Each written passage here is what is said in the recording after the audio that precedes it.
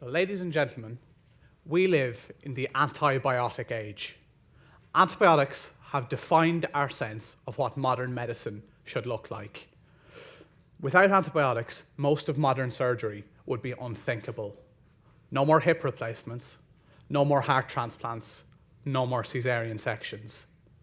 Without antibiotics, 3 out of 10 children would still die from pneumonia. Without antibiotics, a cat scratch or a paper cut could still end in an amputation. So there's a problem.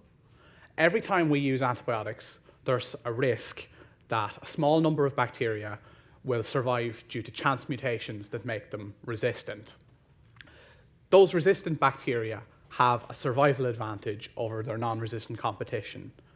So the non-resistant bacteria die out, the resistant bacteria survive, and then the antibiotics become useless. So we try and stay one step ahead by inventing new antibiotics that work differently. But this, on average, takes 30 years and costs over $1 billion. For example, daptomycin was the first new antibiotic to come out for 20 years when it was released in 2003. By 2004, resistance had been reported. So this is an arms race we can't win. The antibiotic age is ending. And unless we can find a sustainable solution, 10 million people will die by 2050.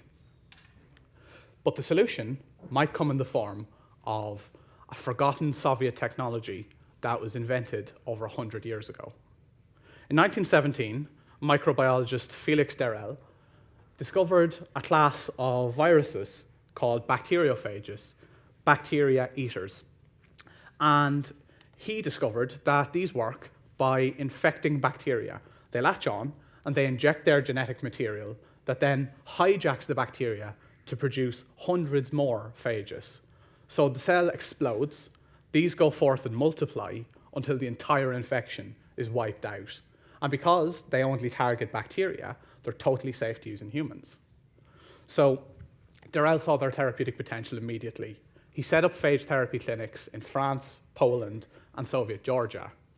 But the medical community were skeptical, and when penicillin was released in the 1940s, a lot of the market for phage therapy simply evaporated in the West. But in the USSR, phage therapy was successfully used for decades.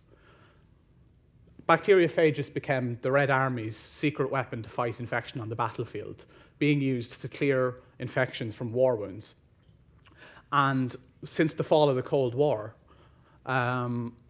Western scientists have had access to a century of success stories using bacteriophage therapy. So, ladies and gentlemen, while the antibiotic era is ending, we're now ready this time to hear about bacteriophage therapy.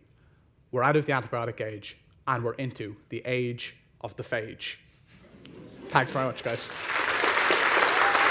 Good study, everyone.